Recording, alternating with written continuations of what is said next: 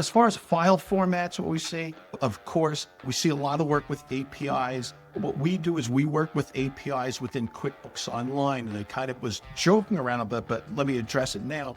QuickBooks Desktop and QuickBooks Online, the only thing they have in common is the word QuickBooks. They're completely separate animals, nothing even resembling. Welcome in, everybody. You're listening to Wrestling Payments.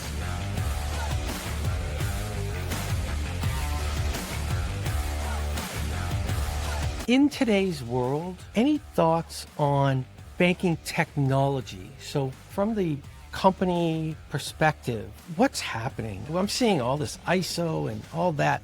What's happening? Right. And you know what? I realized I didn't fully answer your earlier question as far as file formats. So what happens is there are, and I was with the Not Your Work group, just solely dedicated to helping developers.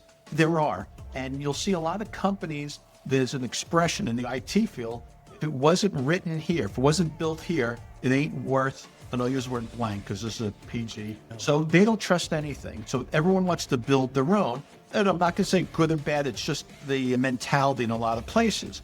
But we see that a lot of companies, even the mid-sized companies, they really can't justify.